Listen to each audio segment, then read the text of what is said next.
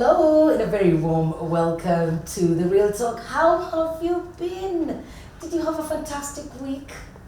We hope you did. And thank you so much for sparing time to join us on the show. The guy that I'm talking to today is a man who ensures we get food.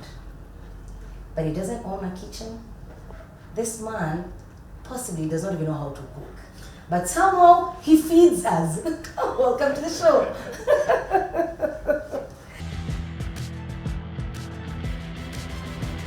Our guest today is Albert Munyabugingo. It is such a pleasure to be seated here with you.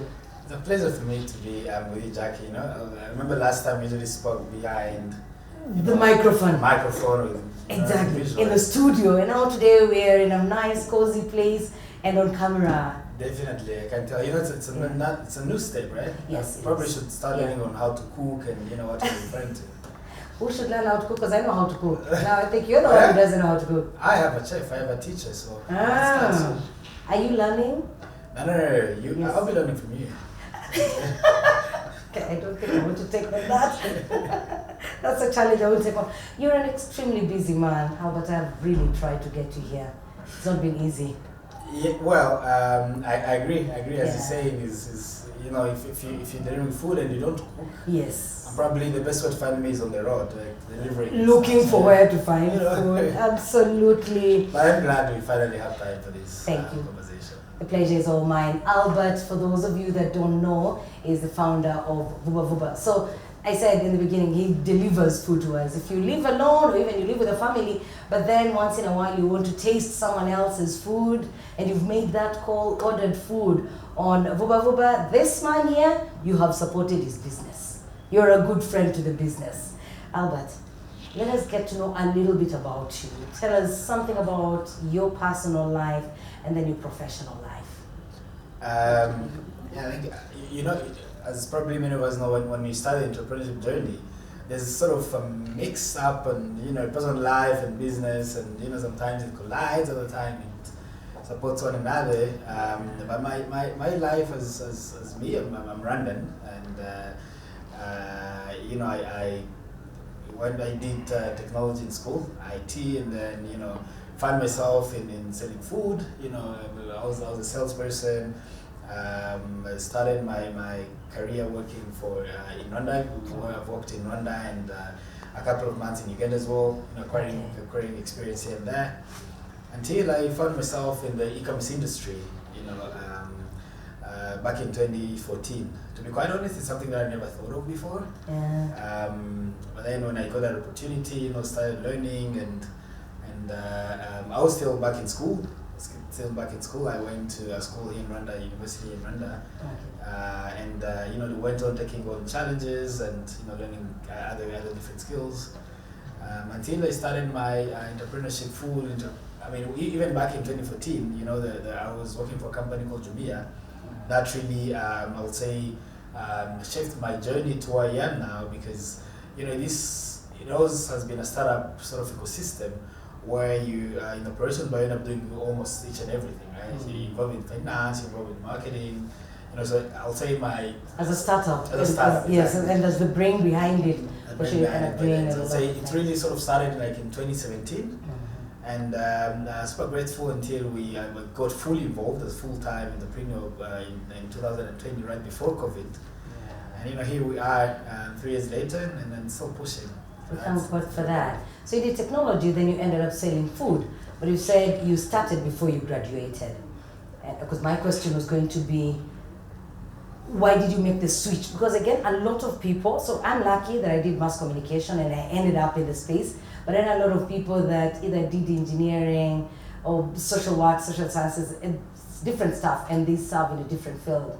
And so I wonder for you, was that always the intention that you do one thing and then study one thing and then practice some other thing?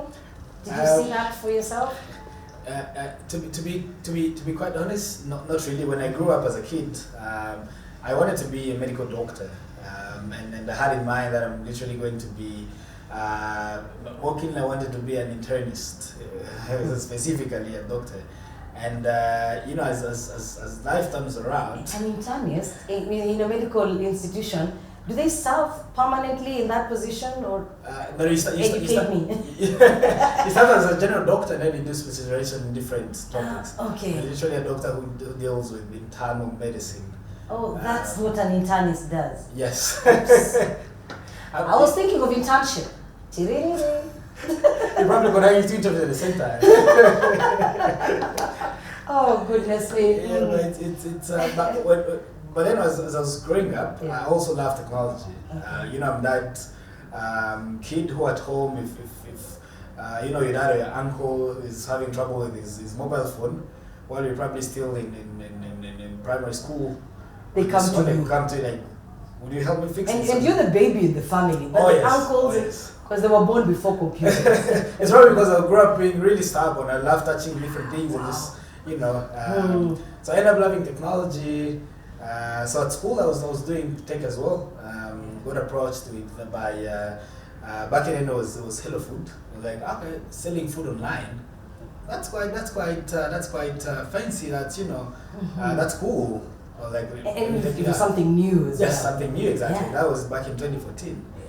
I was like, let me take up the challenge. Just, you know, get involved to deal with operation and marketing, because by then when I joined, as I said, it was literally a startup. We were like probably 3 people on the whole team, and yeah, that's how it came in. I wouldn't say that I saw it before, but I know I love technology. You know, the fact that's why even the selling food part, we do it online using technology. Yes. Let's go back to your time at Jumia. You're there as a salesperson, and then you received the news that the business is closing. How did you process that news? That's you know, for some of us, will immediately start sending CVs. You know, where do I apply for a job? But clearly, for you, you took this in differently. So if you can just take us through that process. Yeah, I think that was a very challenging time. But then the closing came in when I had took over the managerial position when I was the country manager for Jumia here in Rwanda.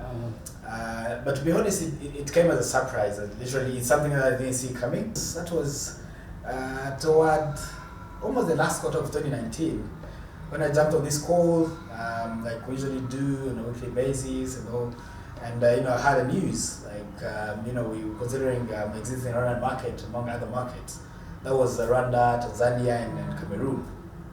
You know, I think I froze for about 20 seconds. I was like, wait, what?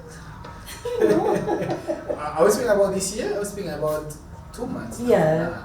Or 3 years. Oh from yeah. Now. Yeah. Then I find out that it was super easy, but then. You know, you get given a sort of opportunity, and myself as well as for the rest of some team members as well, because I had done something quite impressive for the company as well. So get afford an opportunity to work for another market where the market is strong. So you know, it took me. I sat back for about but it was that specific day. I think it was a Tuesday. We usually have to have a meeting on Tuesday. You know, for the rest of the week, I was like, okay. Totally, yeah. I don't know what to think or what not to think. But I just think back and relax and be like, this is something that I built and something that Because you had been part of it, exactly. Since you the very first day. Built it, grown this business from day one. Yes. So Did you feel betrayed? Well, I wouldn't say betrayed as such, because on a continent level, I wasn't part of the decision-making team. I had Rwanda as an entity to lead, but then Rwanda was, I would say, within our market size of the country, were really not looked at as the driver of the whole African growth. Because and yet you were doing well. If you were to judge, yes, you were doing well. We were doing well. We're doing well. But of course, you know, an investor comes with you know, their own decisions, and you know, many people are really interested in the bigger market where your top line really matters. Doesn't matter how the bottom line looks like. Probably the top line, you know. Probably in Rwanda you might be doing, let me say 1,000 transactions, while probably Nigeria doing 10,000. Right? So some people, the 10,000 really matters. Top line as your opinion as a 1,000 sales really doesn't matter. Yeah. That's how it comes. So I'm saying everything comes with a reason, and we learn from on a daily basis from what we go through. Now, you know what I'm interested in knowing? How then do you move from receiving this news, freezing for 20 seconds, processing it throughout the week, and then deciding that I'm going to make this work for my good and the good of my people and the good of my country? Yes, so that's exactly a tricky part. Yeah. You know, even if you go back to when that news came in, you know, you share with your close family members, you know, everyone is like, what happens then? And everyone is like, oh, wow, you've been given another opportunity? Yeah, I mean, take it up. I mean, go talk in another country. And then I would say probably part of many people that were close to me are like, yeah, go for that opportunity. Take it up, go to another country. Yeah. Yeah. Then there's a part of me that was like, this, you probably understand this market and so many people around and you can actually run this. But then one part I was lacking the tech side of it, because the whole African tech solution for Jumia was a central one. So it wasn't centralized per country. It wasn't down per country. So I had a tech background as well. I said I did tech in school. So I knew some of the people around the ground. So I spoke to a couple of them until I spoke to one who was an old friend of mine who got involved in the fintech for a very long time. My co-founder is called Kaneza. So I spoke with him. I was like, literally gave him a call, like, man, we need to have a conversation. We literally need to have a conversation. You know, sat for about 2 days just debating about this, and you know, I like how we both brought this idea, and we're like, you know what? If we don't try something, then you know somebody else will, and we understand what it takes, and we have what it takes. So like, I have the expertise on the market. I know how to source the team that does it, and now I'm finding a strong local tech partner who will be solving the issue that I was having before. On that great day, I woke up in that room literally feeling super excited. I woke out of that room feeling super excited that it's actually going to work, and I'll be decided to give whatever it takes. So it was back to me then to go back to the team. I'm discussing with the team, which was one of the challenging part as well. Like, wait, what is Albert telling us? You know, but which I go back to, I think my team, the team that I had before, and the team that I still have now. These guys are amazing that, you know, we all talking together as a challenge for ourselves and for the country, as you're saying, to actually prove that, you know, we can deliver a solution that is more appropriate to the Rwandan market and that actually works well. That's amazing. So you brought the news to them that one company is going to close, but it's going to give birth to another one, and you're the people going to drive this. Yes, exactly. Wow. Sound like you were there when I was saying I could read exactly you what I said. I wonder what you saw in each one of the people that you kept, because sometimes again, if someone is taking over a company, they will get rid of a lot of people. In some cases, even all of them. So I wonder, what were you looking for? Now that you're going to set off on your own, you're not going to own this vision, you're going to drive it. What attributes were looking for in the people that you kept? Yes. So by starting, we kept around 80% of the old Jumia staff, and as you're saying, it's a team that I had built. As a Rwandan entity, I've been running the Rwandan Jumia entity for about 2 years by then, and but even before I took over the country manager position, I was doing operations, and most of the times in operation, literally in this type of business, you end up running almost everything, right? So I believed in the same way I had grew up in different positions, right? Because I started with the company, I started in the customer service department, right? But then, you know, you grew up in department. So yeah, being the country manager. Exactly. So I had direct managers who really believed in what I'm capable of doing, because I understand the market, right, and the experience, and also that's the same spirit I had built the team with. People who are actually capable of actually delivering, right, and people who understand that this is a B2C business. and the end customer is what matters the most, right? Which is a bit different from a B2B business, right? If today you're meant to strike a deal of, I don't know, you probably need 3 deals a year to have a healthy business, which is different from us. For us, it's more of attention to details. Every single order matters. There's daily milestones. Exactly, daily As you milestones. said, every single order. Yeah, so those are the type of people I kept within the new team, but it ended up turning good because it was almost everyone had created that spirit. Yeah. But then we needed a sort of external sort of view, which brought in the local tech department, and yeah, I'll say it was a good match so far. Were you scared at any moment? Were you scared of the kind of journey you were embarking on? Because there's that fear that we all have, fear of the unknown, the fear of, you know, how big this, I might be taking it for granted, but will I manage tomorrow? These are families that will be looking up to you in the next few months. Were you fearful at some point? If I was about to say at some point, I'd be lying because I was full of fear. Full of fear all through? Oh yes. No, it was super challenging. Like okay, I'm actually telling these 20 plus people, and all these delivery riders, they have families, and I'm like, you guys should believe in me. We're going to make this work. You know, every day you literally wake up, you're like, did I really make the right decision? And then you'll be like, yes, I know that I've been running this. If now I have full responsibility to make my own decisions, and the same related to the team is more involved than they were before. Like yes, but the fear of if we made a right decision or not, it definitely was there. It was there until we had launched our first version of the app, which was terrible as well, I might say, because before it was terrible. It was. Let me say it that way, because we were meant to launch on a very good day, right? And we had communicated with a few media that were actually launching, and we found out that we still have like 2 or 3 major bugs. We call these bugs in the tech sector.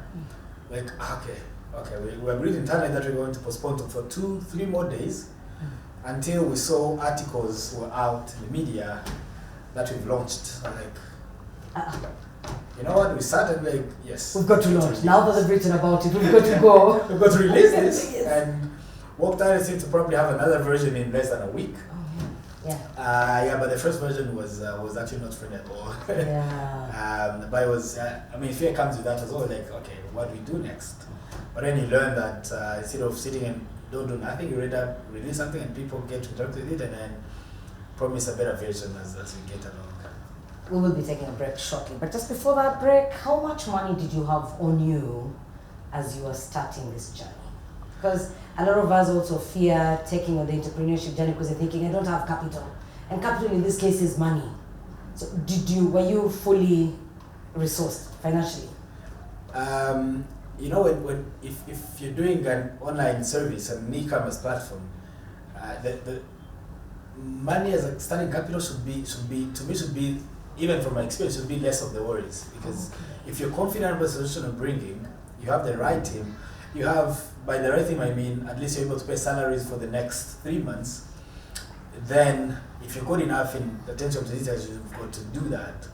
If I was meant to quantify that, I would say the working capital for starting it as both of us as founders wasn't. It was less than 50 million Rwandan francs. I would say, when I say less, it wasn't 49. It was less than that. It wasn't 49. It was not 48. But it was way less than Yeah. 50 million Rwandan francs. Yeah, because there was a lot that you needed to do to start off.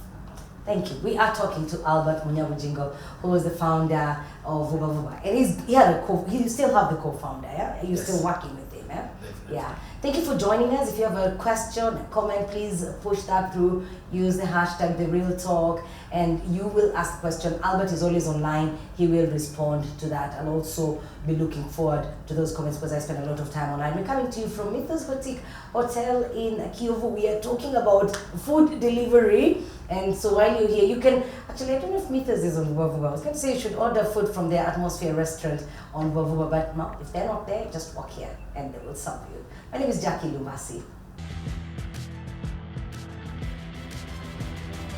Welcome back to The Real Talk. Use the hashtag The Real Talk. We're talking to Albert of Vuba. I do not know if you have used them, but honestly, if you haven't, then what are you? I was going to say you're a very disciplined person, but no. Even the most disciplined person just wants to try out someone else's food. Long gone is that story of your mother's food is the best food. I'm so glad to have Albert with us today. Albert, let's talk about the challenge. How you overcame them, and if you still face any challenges today. Some of these challenges were, as you said, you wake up a very good day, how you plan your day, it doesn't go the same way, right? You plan to lunch today, but it doesn't go well, you're like, let me postpone, and then you cannot because of this. Those are sort of challenges that you started. But a big one that I actually remember is you touched about the tech team was back in actually Portugal. It's a junior tech team. And we had to onboard everything with Rwanda developers, everything being done locally, right? I remember in the early stages, with the app, there's a way you consume data from Google. Every time if you're using your app and you're typing your address, KG, we're calling data from Google, calling a Google API for the addressing system and all.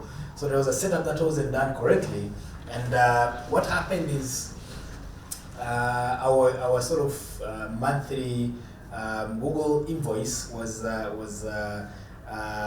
less than $1,000 only because of data I consumed. And then that's a very good month. And it was in early stages. A wrong setup was done, and it costed us on a single month probably that amount times 8 or 10.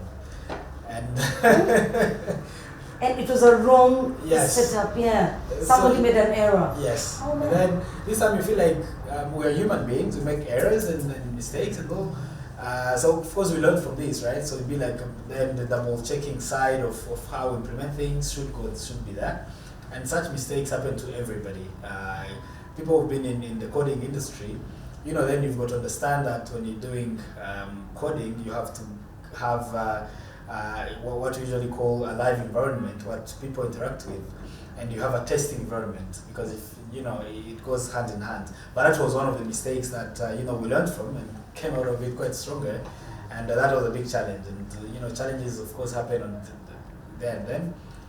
Many of these still happen on a daily basis as well. What are some of the great challenges that you have to deal with today? The great challenges that I would say the big ones. The big ones, I would say, the partner restaurant to work with. Currently, for us, we want to have every delivery done within maximum 40 minutes. Right? And then you find that our busy hours are the same busy hours at the restaurant as well. So sometimes I'm sure people who order with us, you've had an order that was delayed for about an hour and a half. Those are the pain points we deal with on a daily basis. But then we work on this, as we develop our apps, we'll be like, we recommend you as a customer, we'll be like, we want to be your face and your ears and your eyes. As much as you want your order delivered fast, this is what we promise that could be delivered within, let's say, 40 minutes. We have a sort of express. So that was a learning we got from all these late orders with like a whole menu of a restaurant. Shouldn't take, some items do take an hour to be ready. Some other items take 15 minutes. We're like, let's actually adjust this as much as we can. So which is actually the next app release, which will be out in about a week. Oh, wow. So actually to manage people and be like, if you're about to order, you have in mind that it will talk roughly. That's the biggest challenge that we have, because as our name states it, we are Vuba. Yes, we want to be haraka. As always, we are haraka, exactly. And the late deliveries is one of the challenges. Delivering through some of the uncomfortable weather conditions, right? Yes. And heavy rains. I'm glad you talk about it. I talked to a colleague of mine, Constantine, a friend, and I told him I'm going to talk to Albert. I said, please ask Albert what he plans to do to resolve the issue of food being delayed for 3 hours because of rain. When you call a restaurant, they tell you it will not be here. You will not receive your food for the next 4 hours.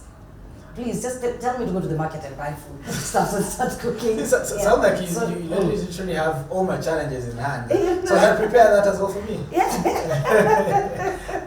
I had prepared that. Because like someone complained about it, and I have been a victim as well. No, definitely. Myself, I have as well. Yeah. And that's a very huge challenge. Something we will still look at how to address this. But some of the solutions that we're coming up with is, we try to source these raincoats from different sources. And by the way, if you're following the show and you know that you can produce proper raincoat quality, reach out. Oh, nice. Yes. Let's do this. It's a challenge that we've been facing on literally almost every time we try left and right, and you've not got good quality.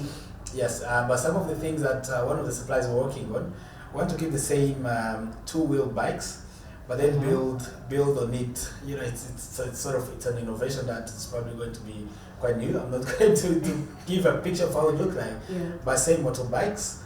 But not put a sort of umbrella, but put something that is strong enough as shelter at the same time. It's a shelter to cover it, because mostly the one suffering from that is the rider, not the food. The food is in a proper box. Yeah. But then the rider is who we want to protect as much as we can. So working on a model that is actually going to protect him while on the bike.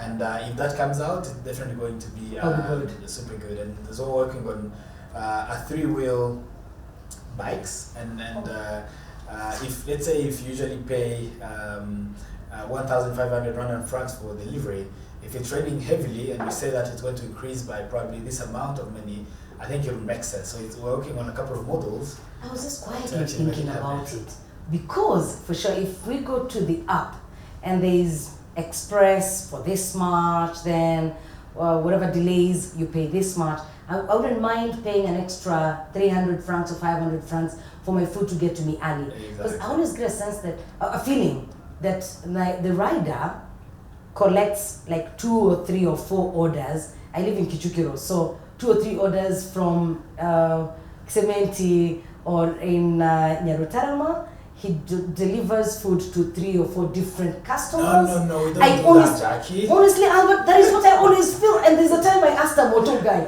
are you sure my food was the only food you delivered? And he said yes, but I still was not convinced. So today, if you tell me, I will, I'll take your word for it. If you tell me, I will believe you. But I have always had that feeling that much as I am paying 2,000 for delivery, this guy waited to take 3 more orders. Because they need to maximize that. That's what I feel like. To be quite honest, it happens sometimes, but we work hard to fight that. But then when they say 2, 3, we literally, tech-wise, we're actually meeting this. He can take, sometimes based on the direction, he can take up to 2 orders, but something that we want to reduce to 1 order, 1 delivery guy, until we make it right. Okay, yeah, please. That you need to do, because there's nothing as bad as ordering food. You've had it at that restaurant, it was served hot and nice and steamy, but then when it gets home, because of the long delay, it's tasting different. I agree, totally agree. If you have any plans, I would love to know if you have any plans to expand the business. Like, of course, in the country, you've already gone to Musanze. How far else? Where else have you gone? We're now in Musanze. You're there. Okay, and you will stick to that direction for now. Yes. Part of the expansion, let me start by the services that we do. When we launched, we're doing only food delivery from restaurants. That was purely when we started. But now if you go on our app, we have different categories of what we do, right? If you're home and you want your grocery shoppings, we are the one stop to go to, right? We have markets like Kimirongo, we have all different shops that do groceries, You're having visitors at home, right? You have visitors at home and you need a bottle of wine. We have, everything. Vuba party. Oh, yeah. You sound like you're client from different angles, eh? Yeah. I am a loyal one. Different partnerships. Partnerships like company like MTN will deliver gadgets, smartphone. Now we can order a smartphone and have it delivered.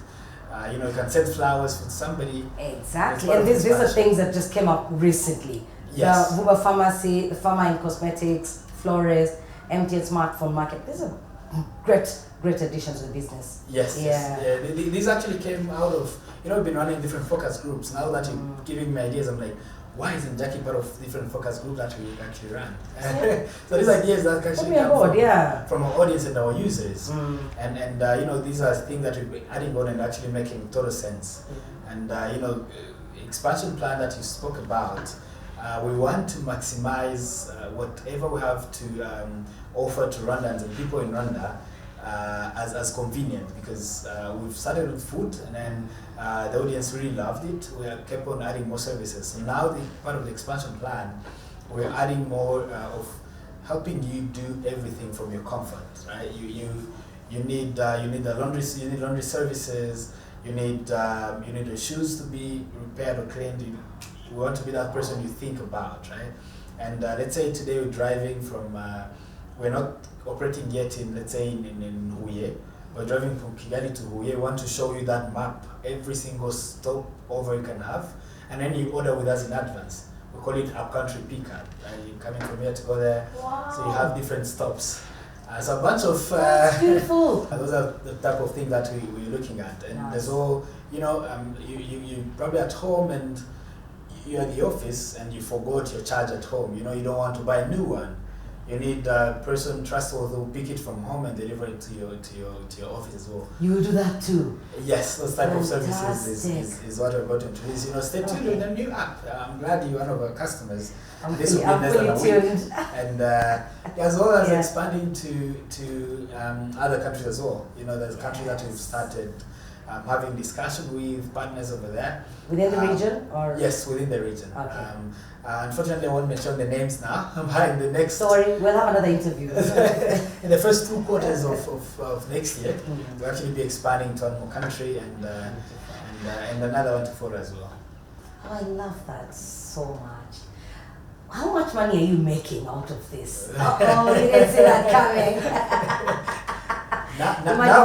You're a big-time business person, but dealing in things that you do not make at all. You're not manufacturing anything, you're not cooking anything, but you are connecting businesses to their clients.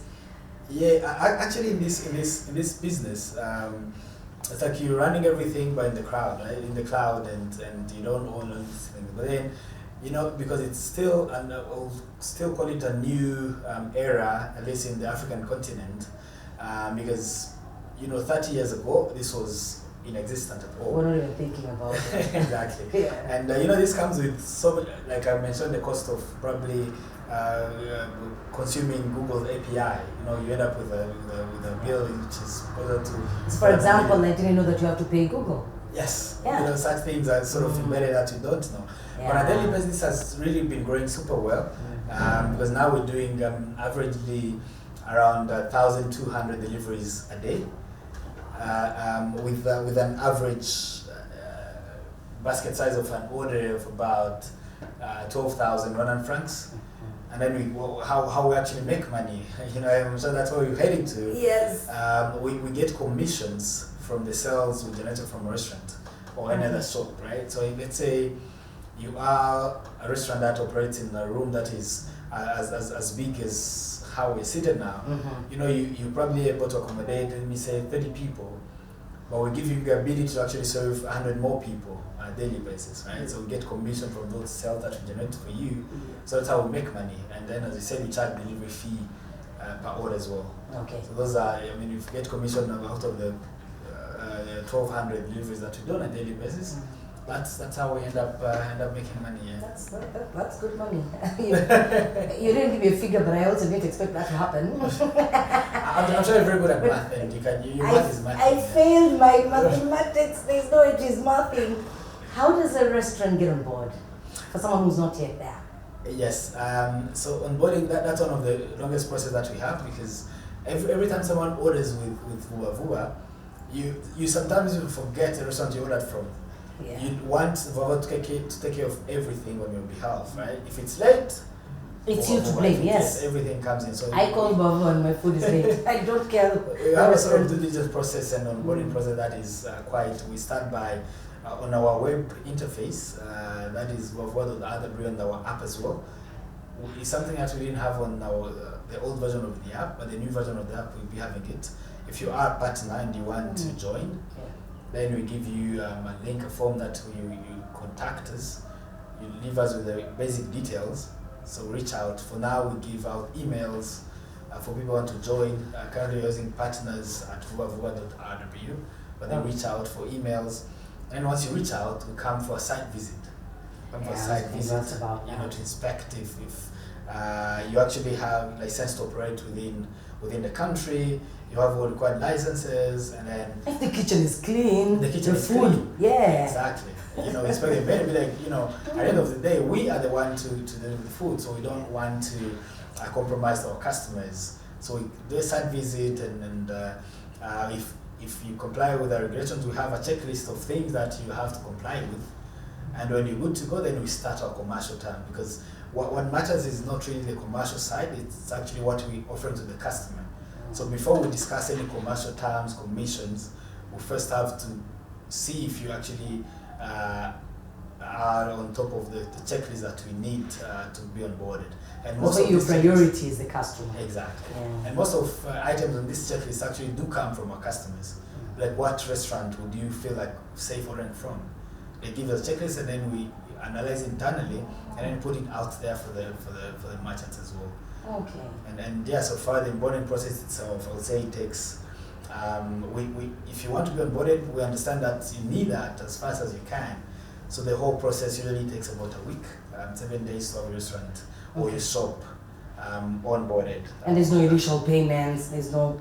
Totally free. Okay. Visibility is totally free. And then we get to commit that we've got to generate sales, and then if we generate sales, then we get paid. You earn from it. We earn from it, yes. Yeah. It's been 3 years.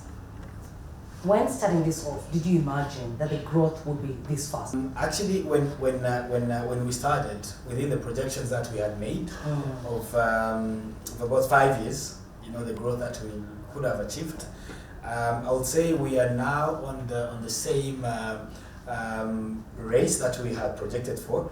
But then, when COVID came in, as any online business, it actually boosted, us to acquire new customers. The face you're giving, you're like, COVID did it actually but it was a blessing in disguise for you. To acquire new customers, actually. Yeah. Because people had no movement, and so we acquired many new customers. By customers, I mean end users and merchants as well. But then it leaves us with the burden to actually make sure that we retain these customers. Because if there are no more lockdowns, if you don't see value, then you don't order again online, just walk over there. So it left us with a good burden to make sure we retain these people. But it's also meant to say, on the growth side, on a scale of about 5 years, it's still it's almost matching what we had projected. But in the first year, it wasn't. In the first year, the growth was actually way bigger than what we had projected. I'm referring to 2020. Yeah. What I love about your team, and I know some of them are watching today, and when you go back in your meeting as well, I appreciate them and pass that appreciation to them. I like the fact that they are proactive and will respond very fast. There are people that take things for granted. You don't have that much competition. We've got a few people today doing deliveries, but nobody is yet to get to where you are. But your people are humble enough to respond very fast and to resolve client issues within time, and that's a good thing. Definitely. Yeah. So thank you for putting the customer ahead of everything. Before we look at the 6 Qs, we will be going to that in a bit. What advice would you have for a young and upcoming entrepreneur? Yes, that's well, I don't know if I should consider myself as still young or not. You're young. You're young, but not an upcoming one. You're fully established. Fully established? Thank you for that. By God's grace. On that, but Emily, allow me to go a little bit back on the team. What you mentioned about not taking our customers for granted. Because to me, I believe my direct competitor is actually that customer I'm serving. Because if I don't serve you well, you're actually going to walk to that place and actually do it yourself. True. So that's to me, that's the very first competitor, and I've got to be friend with my competitor to actually understand what they would like me to do. So what you do is, however much you're doing, we have focus group to understand what our customers are doing. And thank you. I want to thank my team as well for actually a proper implementation to this. Attention to details. It's something that we repeat on a daily basis. A single order is going to impact the rest of the day. The 5 minutes we lose in not paying attention is actually going to impact that. And an advice to the young entrepreneurs coming up is, one, attention to details. As I went back just to bring that out. That's an important point. Very attention to detail, because we have this trend. I'm having you said before that, we tried to have this conversation back in the days. It wasn't working out, and if I am starting a business, you rather spend 90% of your time in your operations, making sure that things are actually working well, rather than probably spending time to, there's this trend that has been there. It goes business by business as well. It's not only in the Rwandan market. The trend is on the whole African continent or anywhere, where people are valued by how much money have they raised, right? Rather than how actually they're doing the operations, how much they're serving people, and what impact are they making. So my advice is, one, attention to details. Two, stay with your team, be with your team. Be part of the team. Yeah. Be part of the you team. could be the business founder, but be part of the team. Implement with them. Don't be that person who actually demanding for the impossible. Be part of it. Collect feedback from your team. If something is not achievable by now, take it in mind and be with it. Work hard to achieve it tomorrow, right? But then go step by step. Ambitions are very good. We all have ambitions and projections, but then you make projections, but then you know that getting there goes step by step, and you value every single step.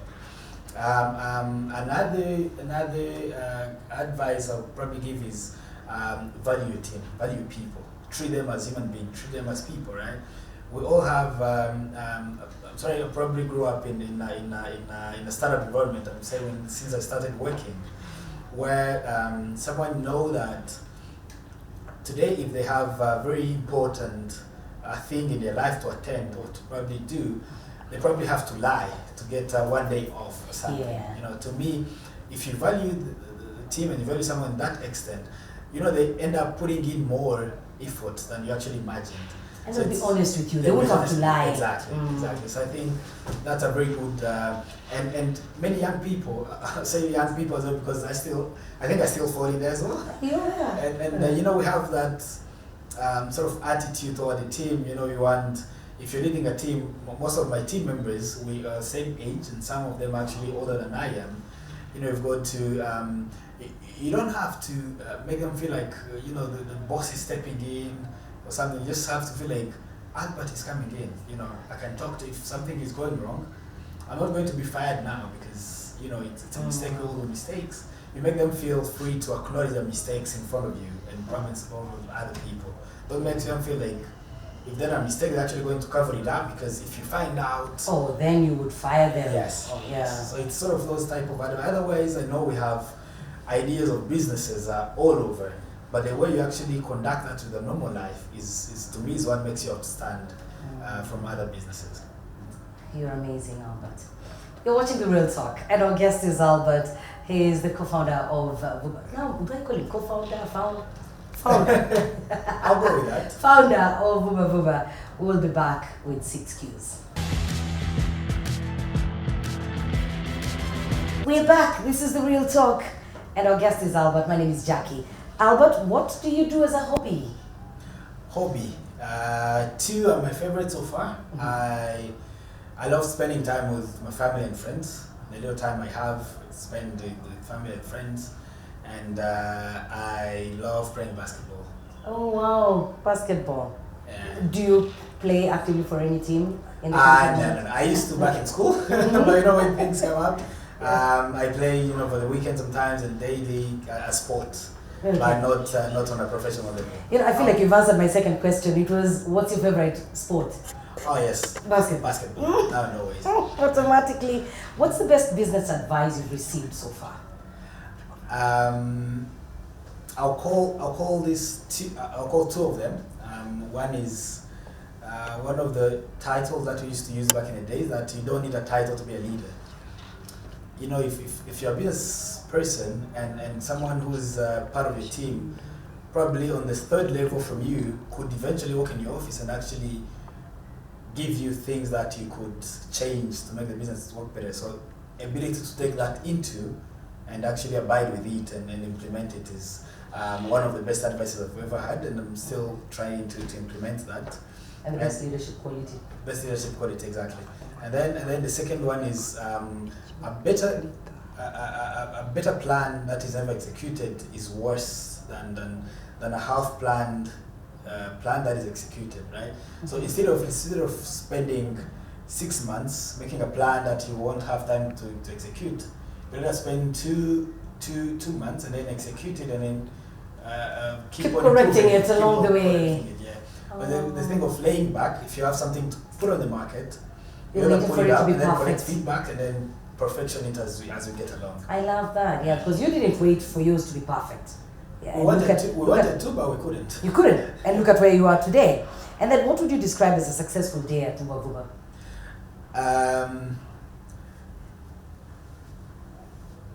Less than 45-minute delivery time overall. So we have this dashboard we look at. Every time I look at it and I see 15-minute average, I'm like, this is not a good day. So every time I see less than 45, which doesn't happen quite often, to be quite honest, but that's what I call a successful day at Vuba. And if I don't have no accident on the road, every one of my team members is doing well. Wow. That's a great day at work. How do you separate friendship and business? Do I? We're learning on a daily basis, but I think I actually do, because I said with a new app release, you have friends. Everyone is calling you, like, I just placed an order. Could you make sure that it gets on top of other orders as well? Give me priority. I'm your friend. We're in school together. Sometimes you have to ask, like, oh yes, let me do that. But then on top of the mind, and I've actually instructed this to my team as well. I'm like, do not, even if I get caught up with my emotions, don't let that happen. If I call and be like, I just place an order, make sure it goes on top of other orders, and be like, no. Don't. You've made it clear to your team. Clear to everyone. Wow. Let's take orders as they came in and make sure that everyone gets a whole priority. And even if I order anyone else's order, it follows the same way as it came in. That's good. No friendship here. Not at all. No. And lastly, what do you wish you knew when you were setting off on this journey? What I wish I knew. Yes. What you know today, or what you've experienced today, and you wish you had known earlier on. When we were studying, I wish I knew COVID was around the corner. Oh man. I didn't know. No one knew, and it's something that's a general way. But then for the moment, things that I wish I knew, I wish I had, I'm now a couple of years or months ago, I started doing my learnings in the finance industry. I wish I had started that before when I started my own business, and that actually goes back to the advice to young entrepreneurs. We've got to have an understanding on each and every department and every topic within organization, right? You're not the expert in it, but you've got to have enough sort of knowledge. Sometimes we feel like entrepreneurs and business people don't have to learn. After all, you're going to employ finance people. Exactly, this has to be done on a daily basis. And then you discovered that you need to learn. Yes. And after discovering that one I started about 6 months ago. Okay. Yeah. That's a good lesson. Lesson for me, but also I'm sure lesson to a young entrepreneur. Albert, thank you. Thank you so much for sparing time to join us. You have an amazing story. You are an incredible person to watch. And I'm looking forward to a big continental business. In the future, not very far, we will be having a conversation about Vuba continent-wide. Definitely, we all want to go Vuba. Exactly. And of course, if you're watching us, you haven't downloaded the app, now is the time. Yes, please download it. Thank you so much for your time. Thank you so much for having taken time to watch The Real Talk. And I do hope, because I've learned a lot from Albert, I do hope that you have picked a thing or two to make you a better entrepreneur, a better business person, a better employee, and even a better leader. Any questions or comments, please use the hashtag #TheRealTalk. Albert and myself will be online. We will respond to that. And if you have any person that you'd love to see on the show, feel free to make that suggestion. We thank Mythos Boutique Hotel in Kyovo for hosting us, and we do look forward to seeing you next week. May God bless you.